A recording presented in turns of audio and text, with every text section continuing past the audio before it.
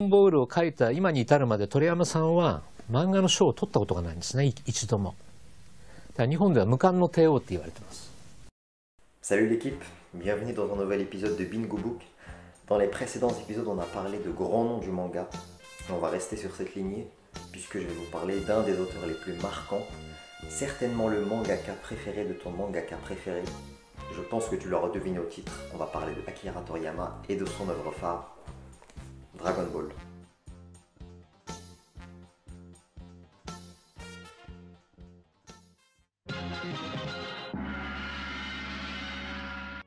Tout commence dans la préfecture d'Aichi le 5 avril 1955. Akira Toriyama voit le jour dans la ville de Nagoya.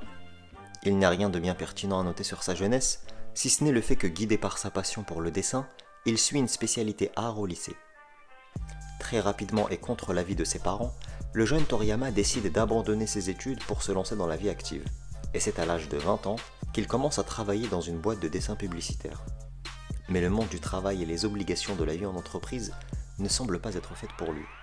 Il arrive souvent en retard, manque de rigueur, et son comportement dénote avec celui des autres employés, si bien qu'on le considère rapidement comme un marginal. 1978. Akira Toriyama, qui se retrouve au chômage après avoir démissionné de son ancien job, découvre un concours de manga organisé par la maison d'édition Shueisha. Lui qui n'a jamais été un grand fan de manga décide tout de même de participer au concours car il fallait bien qu'il subsiste à ses besoins. Malheureusement pour lui, son histoire ne sera pas retenue. Mais tout n'est pas perdu car un certain Kazuhiko Torishima, qui est un jeune éditeur de la Shueisha, va accorder de l'attention à ses travaux. Et il va lui envoyer un télégramme en ces termes: « Tu as un don, appelle-moi vite ». Ce message va marquer le début d'une collaboration entre Torishima et Toriyama qui, à force de travail et d'échecs, vont arriver à leur premier succès en 1980. On arrive enfin à la véritable naissance du mangaka avec son œuvre Dr. Slump. En bref, le manga nous raconte l'histoire de Senbei Norimaki, plus connu sous le nom de Dr. Slump, qui va créer un androïde sous les traits d'une jeune fille de 13 ans. Il décide de la tester en l'insérant dans la vie du village pingouin en la présentant comme sa sœur Harale.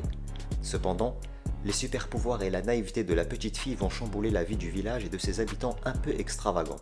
Semaine après semaine, le titre gagne en popularité dans les sondages du Weekly Shonen Jump et va même gagner le prix Shogakukan en 1981 dans la catégorie Shonen. Le succès est tel que Torishima déclare « Il a commencé la série à 25 ans alors qu'il vivait encore à la maison avec ses parents, mais lorsque la série s'est terminée en 1984, il était une superstar du manga. » Mais Toriyama n'était pas encore au sommet de sa popularité. Il était peut-être une superstar, mais il n'était pas encore entré dans la légende. Il faut noter que son nouveau statut dû au succès de Dr. Slump lui a permis d'avoir une certaine indépendance. Ce qui lui a permis par exemple de fonder Bird Studio, une structure qui accueillera par la suite ses éditeurs ainsi que plusieurs assistants. Mais ce succès, il aurait pu ne jamais l'avoir. Car en 1979, Akira Toriyama est passé par une phase où tout ce qu'il proposait était soit refusé ou soit ne plaisait pas beaucoup. On constate par ailleurs que Akira Toriyama, à la différence de certains autres mangaka, n'est pas l'homme d'une seule œuvre, comme Eiichiro Oda par exemple avec One Piece. Mais il est derrière énormément de titres. Il lui arrive même d'intervenir dans la conception des designs de certains jeux vidéo comme Dragon Quest par exemple. Pour vous rendre compte de cela, voici un petit aperçu de ses œuvres que ce soit avant ou après Dr. Slump.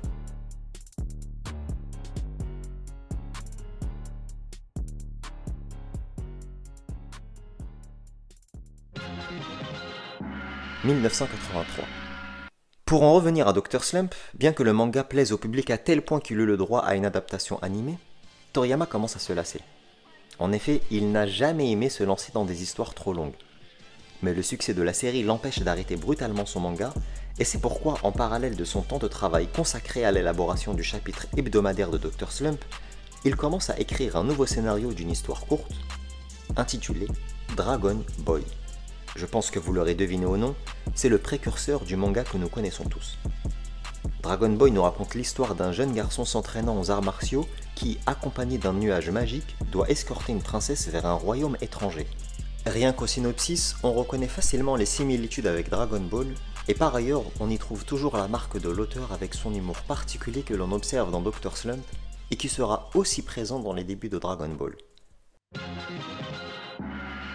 1984. Ça y est, Dragon Ball voit le jour, et c'est chronologiquement la 14e histoire d'Akira Toriyama. L'auteur fidèle à lui-même garde la même tonalité que sur ses œuvres précédentes, si ce n'est qu'en plus de l'aspect comique, il ajoute un esprit combatif via les arts martiaux.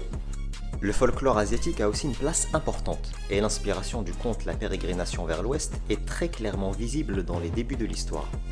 Étant aussi un très grand fan de cinéma, il puise notamment son inspiration dans certains films cultes, comme la saga Star Wars par exemple, ou encore les films de Jackie Chan, dont il est un très grand fan et qui seront pour lui une très grande source d'inspiration pour la mise en place des combats.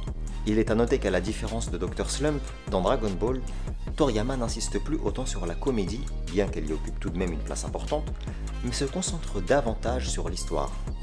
Dans ses premières années, Dragon Ball est une véritable parodie du parcours initiatique classique que l'on retrouve dans de nombreuses fictions. Ici, chaque personnage est une caricature. Le héros naïf qui ne connaît rien du monde, la fille vénale, le sage pervers, ou bien encore le beau garçon qui a la phobie des filles.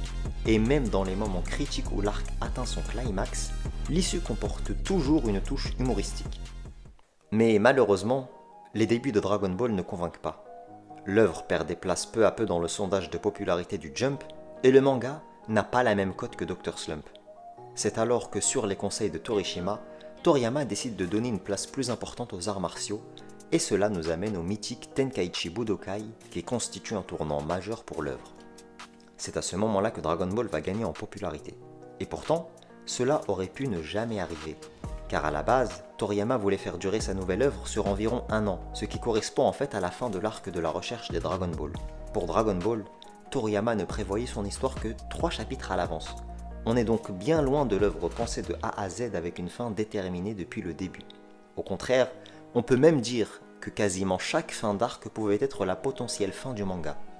Mais l'engouement des lecteurs à suivre la série le poussait à chaque fois à retarder la fin et à créer de nouveaux arcs, en délaissant petit à petit le côté gaguesque au profit de l'aventure, puis du drame. Cette transition est très visible dans l'arc Piccolo Daimao, qui donnera à l'œuvre un ton plus grave et où le héros passera d'un jeune paysan aux capacités surhumaines à sauveur de l'humanité. On touche là à l'une des forces du talent de Toriyama, une forme de génie d'écriture. À la différence d'Eiichiro Oda par exemple, où son génie réside dans le fait qu'il connaisse la fin de son œuvre et les éléments principaux qui permettent d'y arriver tout en laissant une part d'improvisation et arrivant à garder une cohérence extraordinaire après plus de 20 ans d'écriture. Ou encore par exemple le génie d'Isayama qui lui connaît son histoire bout à bout et agence son récit de manière très originale, de sorte à ce que chaque révélation redéfinisse son œuvre. Toriyama lui est loin de tout cela. Son génie réside dans le fait qu'il parvienne à faire changer la tonalité de son œuvre et se renouveler sans brusquer le lecteur et en restant cohérent avec ce qu'il a déjà écrit. Prenons par exemple l'arc Saiyan. Dans cet arc, on apprend la véritable origine de Son Goku.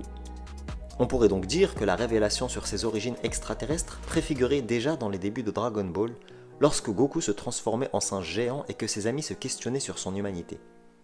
Et pourtant, il n'en est rien, car comme nous l'avons déjà dit, l'auteur ne prévoit pas sur le long terme. Et cette évolution de tonalité dans l'œuvre peut se remarquer en comparant le début et la fin de Dragon Ball, ou même, bien avant la fin, rien qu'à l'arc Freezer, il y a un changement drastique au niveau de la dramaturgie et des enjeux. On est loin des gags des débuts de Dragon Ball, ici, on fait face à l'empereur du mal, le tyran Freezer, un danger pour l'univers que Goku devra arrêter. Ce changement de ton s'accompagne aussi d'une évolution graphique. On passe d'un trait arrondi dans les débuts de Dragon Ball à un trait de plus en plus anguleux. Cela s'explique car l'auteur a tendance à adapter son dessin au scénario. Il dit, en parlant des combats dans Dragon Ball, « Plus il faisait rage, plus il fallait que mon trait devienne simple et anguleux pour être efficace. Avec un trait plus arrondi, à la façon de Dr. Slump, ça n'aurait pas aussi bien fonctionné. » Mais même si les enjeux et le dessin évoluent, certains éléments, eux, seront présents jusqu'à la fin, comme la recherche de Dragon Ball, le Tenkaichi Budokai, ou encore l'entraînement, qui est un véritable leitmotiv dans le manga, et qui deviendra un élément central dans les mangas du même genre qui sortiront après Dragon Ball. En effet, le manga de Akira Toriyama viendra apporter certains codes au genre, comme par exemple la présence d'un héros naïf à l'âme pure, qui a un appétit surdimensionné, et qui fait de ses ennemis ses futurs compagnons, ou encore bien d'autres critères. Tous ces stéréotypes ne manqueront pas d'être repris et réutilisés par ses successeurs, les inscrivant dans la ligne de Dragon Ball et faisant de ce dernier l'archétype même du Neketsu. Bien qu'il ne soit pas l'inventeur du genre, car avant lui, il y avait la nouvelle île au trésor de Osamu Tezuka, qui est considérée comme étant le premier Neketsu en apportant les prémices, Dragon Ball viendra démocratiser le genre en s'imposant comme modèle car apportera la recette à partir de laquelle s'inspireront les Neketsu qui suivront. En effet, quand on lit One Piece, Naruto ou même Bleach dans une moindre mesure, ou encore My Hero Academia qui lui est plus récent, et qu'on les compare tous à Dragon Ball, on ne semble pas totalement dépaysé, car on reconnaît certains codes, certaines similitudes qui sont communs à toutes ces œuvres. Des codes qui, comme je l'ai dit précédemment, ont été apportés et démocratisés par Dragon Ball et qui seront repris plus tard par ses héritiers, ceux que je viens de citer. Cela permet notamment d'expliquer la pérennité incroyable de Dragon Ball et le fait que cette œuvre vieillisse très bien. En effet, la lecture des œuvres héritières de Dragon Ball continue en quelque sorte à faire vivre ce dernier, car elles sont directement ou non marquées de son empreinte. En plus d'un schéma narratif particulier qui sera repris et parfois amélioré par ses successeurs, Dragon Ball apportera également un découpage plus dynamique, moins rigide et très lisible. On a là encore une preuve du génie de Toriyama dont la maîtrise du découpage de l'action n'est que très rarement égalée, même aujourd'hui. Cette manière de mettre en place l'action a certainement été influencée par le cinéma. Comme dit précédemment, Toriyama est un grand fan de cet art, et bien que le découpage cinématographique ait été employé pour la première fois dans le manga par Osamu Tezuka, Toriyama viendra lui donner un renouveau en le rendant plus dynamique. Mais comment parler de ce que Dragon Ball a apporté sans parler des codes graphiques qu'il a inventés, comme par exemple l'évaluation de la puissance via l'aura dégagée par le personnage qui changera de forme à chaque fois que la puissance augmentera. C'est une façon simple mais efficace de montrer au lecteur que le personnage est devenu plus fort. On a aussi la transformation en Super Saiyajin qui est un point emblématique du manga qui permet graphiquement de faire comprendre au lecteur que le personnage est passé à un stade supérieur. Et d'ailleurs, l'évolution des personnages via des transformations dues à un choc ou une grande colère est un schéma qui sera repris dans les mangas suivants du même genre. Oui, c'est cela. Ressens la douleur.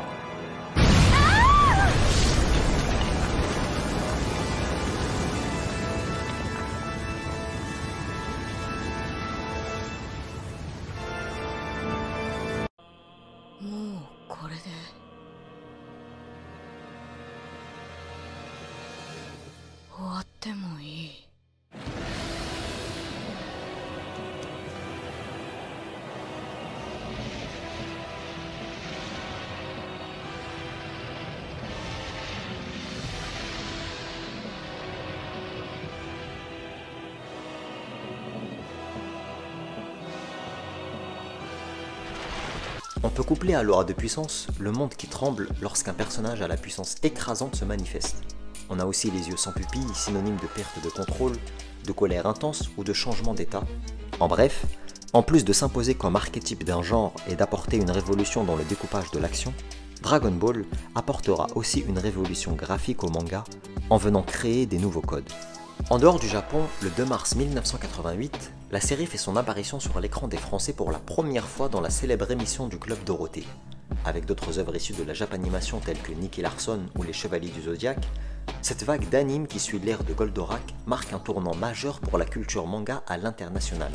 Bien évidemment, Dragon Ball faisait partie des vecteurs de ce rayonnement. Véritable série phare du programme, son succès s'explique notamment par les notions fortes et universelles véhiculées, mais aussi par le fait que les téléspectateurs, et plus tard les lecteurs du manga, se sont attachés aux personnages qu'ils ont vus grandir.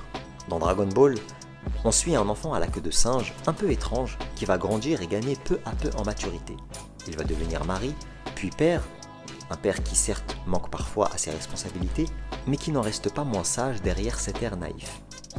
Plus tard, ceux qui voudront s'approcher du format d'origine et suivre les aventures de Goku telles que l'auteur les a conçues, se tourneront vers le manga édité pour la première fois en France par Glénat à partir de février 1993. Dragon Ball n'est certes pas le premier manga édité en France, mais il est un acteur majeur dans l'éclosion de la culture manga, notamment en Europe, qui est aujourd'hui devenue totalement mainstream. Avec plus de 260 millions d'exemplaires tirés, Dragon Ball est actuellement l'une des bandes dessinées les plus vendues à travers le monde et reste une des licences les plus rentables de l'histoire. L'œuvre d'Akira Toriyama s'est inscrite dans la culture de masse en tant que phénomène culturel, à tel point qu'en termes d'impact sur la culture pop, non seulement japonaise, mais aussi mondiale, on ne lui trouve aucun équivalent parmi les mangas. S'ériger en tant que modèle et devenir une œuvre ayant révolutionné son média, n'est-ce pas là le seul critère objectif pour qualifier une œuvre de chef-d'œuvre? Sur ces belles paroles, la vidéo s'achève.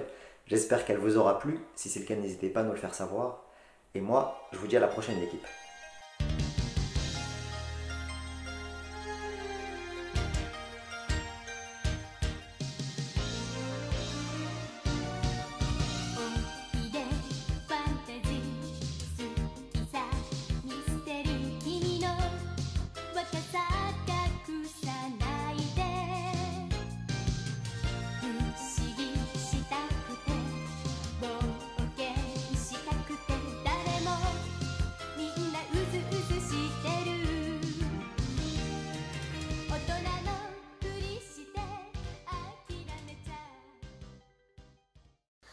Et de l'autre côté, Je vais me lever. Parce le que- seul et unique, Dr. Jenkinson. Hop, le champion. Franchement, c'est lui qui a le plus trash talké. Donc s'il assume pas, Moi, j'ai pas trash talké. s'il assume... Pardon? J'ai pas trash talké, Pardon j'ai fait que me défendre.